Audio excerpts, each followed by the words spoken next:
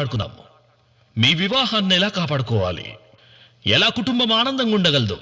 ఇక్కడ ఉన్న చాలా మందికి పెళ్లి ఇంకా అవ్వలేదు, కానీ మీరందరూ ఓ కుటుంబం నుండే వచ్చారు. ఇంకా మీ సొంత కుటుంబాన్ని కలిగి ఉండుటకు ఆశపడుతున్నారు. సో మీరు కూడా ఎంతో ఆసక్తితో వినవచ్చు. నేటి మన వాక్య భాగము మత్తయి సువార్త 19వ అధ్యాయము 3వ వచనం ప్రారంభం నుండి చదువుదాము. పరిసయ్యులు ఆయనను శోధింపవలెనని ఆయన యొద్దకు వచ్చి, ఏ హేతు చేతనైనను పురుషుడు తన భార్యను విడనాడుట న్యాయమా అని అడుగగా, ఆయన వారితో, సృజించిన వాడు ఆది నుండి వారిని పురుషునిగాను స్త్రీగాను సృజించెననియు, ఇందు నిమిత్తము పురుషుడు తన తల్లిదండ్రులను విడిచి తన భార్యను హత్తుకొనును, వారిద్దరూ ఏక శరీరముగా ఉందురు. కాబట్టి వారికను ఇద్దరు కాక ఏక శరీరముగా ఉన్నారు. కనుక దేవుడు జతపరిచిన వారిని మనుష్యుడు వేరుపరచకూడదు. మీ వివాహ జీవితం ఎలా ఉంది? ఆనందం ఉందా మీ కుటుంబంలో? మీ ఇంట్లో కూడా టెన్షన్లున్నాయా? చాలా కుటుంబాలను టెన్షన్లు ఆక్రమించాయి ఈరోజు. లేదా మీ కుటుంబంలో ఎప్పుడు గొడవలేనా? శాంతి లేని కుటుంబంగా ఉన్నారా? లేదా విడిపోయే పరిస్థితుల్లో ఉన్నారా? ఈ మధ్యకాలంలో కొంతమంది పెళ్ళైన కొద్ది రోజులకో కొద్ది సంవత్సరాలకో విడిపోతున్నారు. నేరాలు ఎక్కడ మొదలవుతాయి? ప్రపంచంలోని సోషాలజిస్టులు, క్రిమినాలజిస్టులు నేరాలు ప్రారంభం అయ్యేది ఇంట్లోనే అని చెబుతున్నారు. ఓ రేడియో కార్యక్రమంలో నేరాల గురించి చెబుతూ ఈ విధంగా మాట్లాడారు. జరుగుతున్న హత్యల్లో ఎక్కువ మట్టుకు హత్యలు వివాహ గొడవల వల్లే. సృష్టి తర్వాత దేవుడు చేసిన మొట్టమొదటి పని కుటుంబ వ్యవస్థను స్థాపించడము. నరుడు ఒంటరిగా ఉండుట మంచిది కాదని అన్నాడు. హెల్ప్ చేయడానికి ఓ సహకారిని చేయాలనుకున్నాడు. అందుకే స్త్రీని తయారు చేశాడు. పురుషుని సాయం కోసం ప్రభుత్వం కంటే ముందుగా,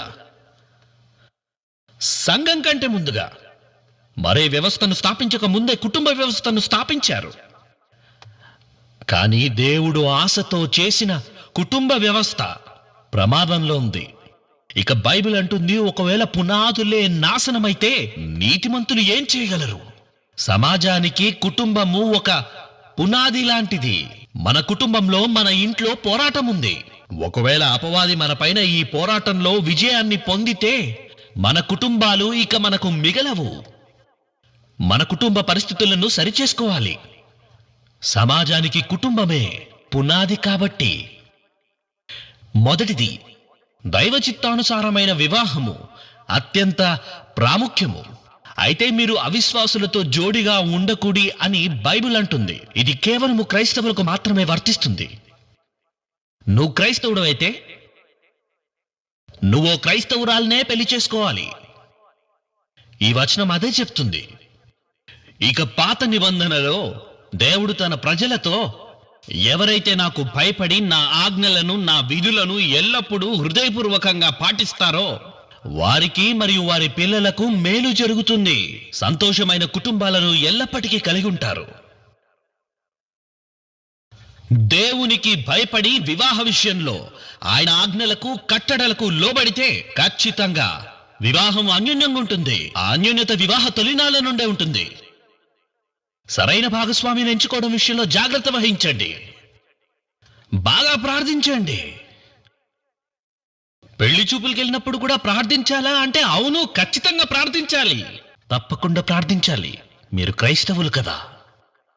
అలా మీరు సీరియస్గా ప్రార్థించినప్పుడు దేవుడు మీకు సరైన నిర్ణయం తీసుకునే సాయం చేస్తారు. చాలా మంది వివాహాన్ని బాహ్య సౌందర్య ఆకర్షణను బట్టి చేసుకుంటున్నారు. గుణమను, ఆంతర్య సౌందర్యమును చూడాలి. ఎందుకు అని మీరు అడగొచ్చు. ఎందుకంటే ఫిజికల్ అట్రాక్షన్ ఒకరోజు గతించిపోతుంది. క్రైస్తవ గుణమనే ఆంతర్య అందమే ఆకర్షణను నిలుపుతుంది. ఒక ఆసక్తికరమైన విషయం ఏంటంటే, ఓ పుస్తకంలో నేను నమ్మలేని ఒక నిజాన్ని చదివాను. అదేంటంటే, భార్యాభర్తలపైన ఒక సర్వే చేయబడింది. మధ్యాసియాలో 400 కుటుంబాలలో కేవలం ఒక కుటుంబమే విడాకులు తీసుకుంది.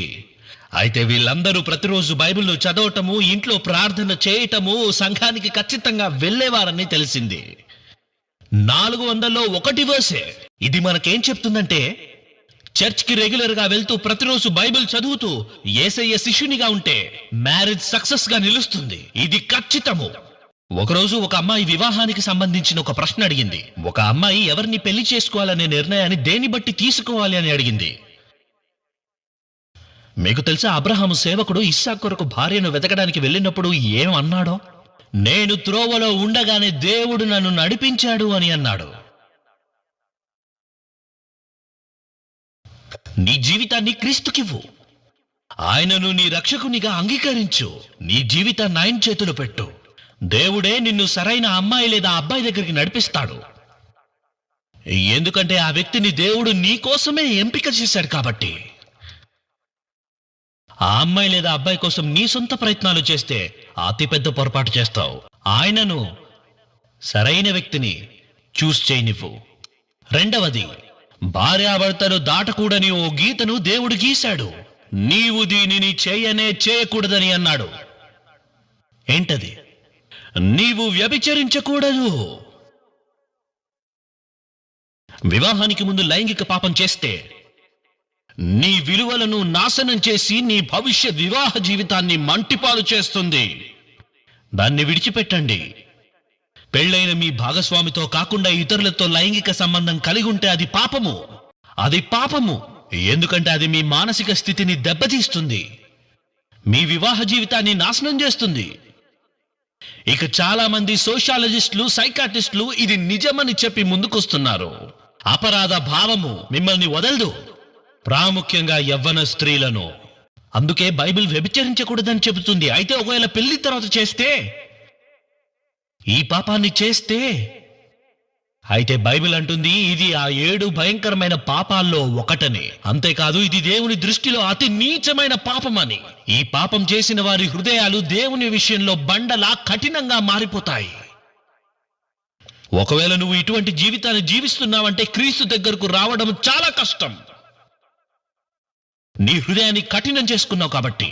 కానీ యేసయ్య దగ్గరకు వచ్చి క్షమాపణ అడిగితే ఆయన నిన్ను తప్పక క్షమిస్తాడు. దేవునితో సంబంధం కలిగి ఉండటము కష్టంగా అనిపించవచ్చు.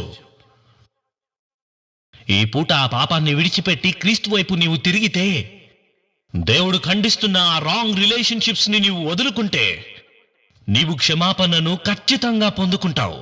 క్రీస్తు నీ పాపాల కోసమే శిలువపై చనిపోయారు. తిరిగిన నీ జీవితం తిరిగి అతికించబడుతుంది క్రీస్తు ద్వారా. ఆయన నిన్ను క్షమిస్తాడు. అదేదో నువ్వు ఎన్నడూ పాపము చేయని వానిగా, పరిశుద్ధునిగా, పవిత్రునిగా ఆయన నిన్ను మారుస్తారు. కానీ ఈ పాపం ఎంత భయంకరమైందంటే, పాత నిబంధనలో ఈ పాపం చేసిన వారికి మరణశిక్షే. దీన్ని బట్టి దేవుడు ప్రపంచానికి చూపించాలనుకున్నాడు మ్యారేజ్ వాల్యూస్ ఎంత ముఖ్యమైనవో అని. వివాహ విషయంలో 3వ పాయింట్ను విందాం. ప్రతిరోజు ప్రార్థనలో పాల్గొవాలి. అపోస్తల కార్యంలో వారు ఇంటింట తప్పక కూడుకొని యేసుప్రభు గురించి ప్రకటించకుండా ఉండలేకపోయారనుంది. వాక్యము ఇంట ఉండవలసిన సంఘం గురించి పదే పదే మాట్లాడుతుంది.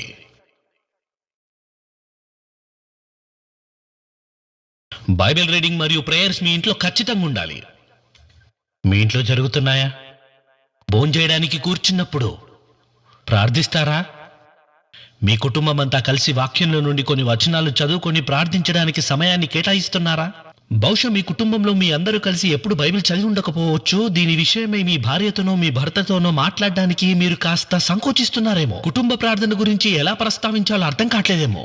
రాజులకు రాజు, ప్రభువులకు ప్రభు గురించి మాట్లాడడానికి సంకోచిస్తున్నారేమో. భారత ప్రధాని గురించి మాట్లాడడానికి సంకోచిస్తారా? ఓ ఫేమస్ పర్సనాలిటీ గురించి మాట్లాడడానికి ఎంబారసింగ్ గా ఫీల్ అవుతారా?